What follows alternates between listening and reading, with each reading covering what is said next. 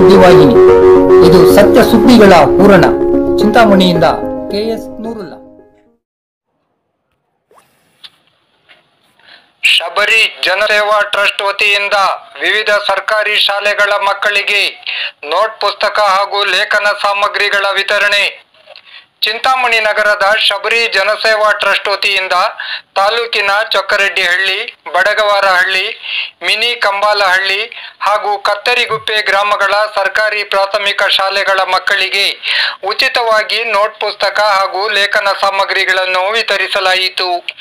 ಈ ಸಂದರ್ಭದಲ್ಲಿ ರಿವಾರ್ಡ್ ಸ್ವಯಂ ಸೇವಾ ಸಂಸ್ಥೆಯ ಅಧ್ಯಕ್ಷರಾದ ಎನ್ ಹರಿಪ್ರಸಾದ್, ಕರ್ನಾಟಕ ರಕ್ಷಣಾ ವೇದಿಕೆಯ ನಾಗರಾಜ್, ಲೇಖಕ KS ನೂರುಲ್ಲಾ ರವರುಗಳು ಮಾತನಾಡಿ ವಿದ್ಯಾರ್ಥಿಗಳಿಗೆ ಹಿತವಚನ ನೀಡಿದರಲ್ಲದೆ ವಿವಿಧ ಸೇವಾ ಕಾರ್ಯಗಳಲ್ಲಿ ತೊಡಗಿರುವ ಶಬರಿ ಜನಸೇವಾ ಟ್ರಸ್ಟಿನ ಸೇವಾ ಕಾರ್ಯಗಳ ಬಗ್ಗೆ ಮೆಚ್ಚುಗೆ ವ್ಯಕ್ತಪಡಿಸಿದರು.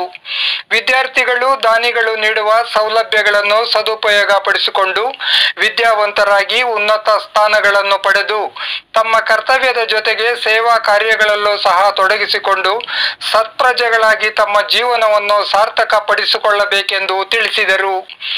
ಪೋಷಕರು ಸರ್ಕಾರಿ ಶಾಲೆಗಳ ಬಗ್ಗೆ ನಿರ್ಲಕ್ಷ್ಯ ತೋರದೆ ತಮ್ಮ ಮಕ್ಕಳನ್ನು ಸರ್ಕಾರಿ ಶಾಲೆಗಳಿಗೆ ಸೇರಿಸಿ ಅವರ ಉತ್ತಮ ಭವಿಷ್ಯಕ್ಕೆ ಅನುಕೂಲ ಕಲ್ಪಿಸಿಕೊಡಬೇಕೆಂದು ಹೇಳಿದರು.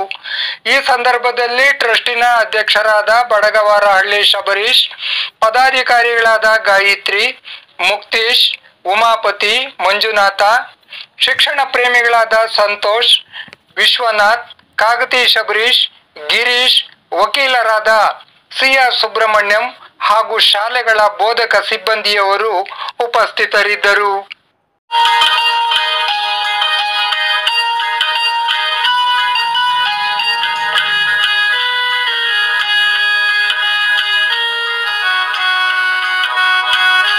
ಶಿಕ್ಷಣ ಅನ್ನೋದು ಬರೀ ಕೆಲಸಕ್ಕೆ ಅಂತಕ್ಕಂಥದ್ದು ಒಂದು ನಾವು ಅದನ್ನ ತಪ್ಪು ಅರ್ಥ ಮಾಡ್ಕೊಂಡಿದ್ವಿ. ಶಿಕ್ಷಣ ಏನು ಅಂತ ಅಂದ್ರೆ ನಾವು ನಮ್ಮ ಸಮಾಜ, ನಮ್ಮ ಸುತ್ತಮುತ್ತಲಿನ ಜನರೊಟ್ಟಿಗೆ ಸೌಹಾರ್ದಯುತವಾಗಿ ಶಾಂತಿಯುತವಾಗಿರ್ತಕ್ಕಂಥದಕ್ಕೆ ಮಾತ್ರ ಶಿಕ್ಷಣ ಸೀಮಿತ.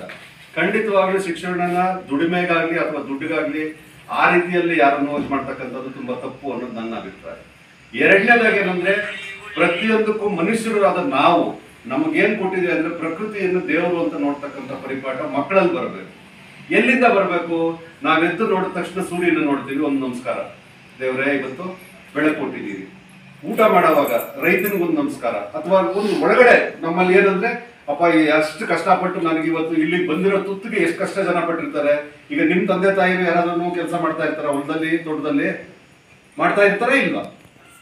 ಟಿವಿ ನೋಡ್ತಾ ಇರೋದು, ಇಲ್ಲೇನೋ ಹೋಮ್ವರ್ಕ್ ಬೇಗ ಬರೆಯೋದು, ಇದು ತಂದೆ ತಾಯಿ ಏನೋ ಹೇಳ್ತಾರೆ, ಅಯ್ಯೋ లేదు నాకు ಹೋಮ್ವರ್ಕ್ ఉంది ಅಂತ ತಪ್ಪು ಹೇಳೋದು. ಪ್ರತಿಯೊಬ್ಬರಿಗೂ ಗೌರವ ಕೊಡ್ರಿ. ಖಂಡಿತವಾಗ್ಲೂ ಆ ದೇವರು ಒಳ್ಳೆ ದಾರಿ ನಡೆಸ್ತಾನೆ. ನಿಮ್ಮೆಲ್ಲರಿಗೂ ಒಳ್ಳೇದಾಗ್ಲಿ. ಯಾಕಂದ್ರೆ ನೀವೆಲ್ಲರೂ ಮುಂದೆ ದೇಶದ ಆಸ್ತಿ. ನೀವೆಲ್ಲ ಒಳ್ಳೆ ಕೆಲಸಕ್ಕೆ ಹೋದ್ರೆ ದೇಶ ಉದ್ಧಾರ ಆಗತ್ತೆ, ನಿಮ್ ಮನೆ ಉದ್ಧಾರ ಆಗತ್ತೆ. ನೀವೆಲ್ಲ ಒಳ್ಳೆ ನಡವಳಿಕೆ ಕಟ್ಕೊಂಡ್ರೆ ನಿಮ್ ಊರಿಗೆ ಒಳ್ಳೆ ಹೆಸರು ಬರುತ್ತೆ, ಶಾಲೆಗೆ ಒಳ್ಳೆ ಹೆಸರು ಬರುತ್ತೆ. ಸ್ವಲ್ಪ ಎಲ್ಲರೂ ಸೇರಿ ಈ ತರ ಬುದ್ಧಿ ಕಲ್ತ್ಕೊಳ್ಳೋಣ. Thank you. ಇಟ್ಕೊಂಡು ನಮ್ಮ ಭಾಷೆಕ್ಕಾಗಿ ಹಲವಾರು ಹೋರಾಟಗಳನ್ನು ಮಾಡಿಕೊಂಡು ನಾವು ಒಂದು ಭಾಷೆ ಉಳಿಗೆಗಾಗಿ ಬೆಳೆಸ್ಕೊಂಡು ಬರ್ತಾ ಇದ್ದೀವಿ. ನೀವು ಅದೇ ರೀತಿ ಒಳ್ಳೆ ರೀತಿ ಕನ್ನಡದ ಬಗ್ಗೆ ಉಳಿವಿಟ್ಕೊಂಡು ಕನ್ನಡ ಮಾತಾಡಿ ಕನ್ನಡದ ಬಗ್ಗೆ ಒಳ್ಳೆ ಆಸಕ್ತಿ ಇಟ್ಕೊಂಡು ನೀವು ನಾಳೆ ದಿವಸ ಕನ್ನಡಕ್ಕಾಗಿ ಹೋರಾಟ ಮಾಡಿ ಕನ್ನಡಕ್ಕಾಗಿ ಬೆಳೀರಿ. ಜೊತೆಗೆ ನೀವು ತಾಯಿ ತಂದೆನ ಪ್ರೀತಿ ವಿಶ್ವಾಸಾಗಿ ನೋಡ್ಕೊಳ್ಳಿ.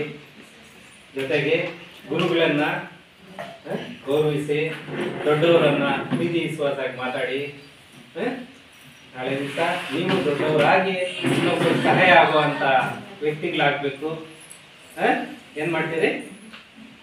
ಸಹಾಯ ಮಾಡ್ತೀರಾ?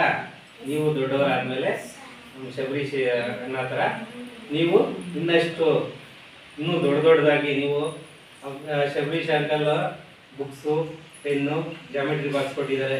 ನೀವು ಬಟ್ಟೆಗಳಿಂದ ಹಿಡಿದು ನೀವು ಚೆನ್ನಾಗಿ ಓದಿ ಒಳ್ಳೆ ಬುದ್ಧಿವಂತರಾಗಿ ಬ್ಯಾಗು, ಬಟ್ಟೆ, ಬುಕ್ಗಳು ಎಲ್ಲ ಕೊಡುವಂಥವ್ರು ಆಗಬೇಕು. ಆಯಿತಾ? ಚೆನ್ನಾಗಿ ಓದ್ಕೊಂಡು ಒಳ್ಳೆ ಬುದ್ಧಿವಂತರಾಗಬೇಕು.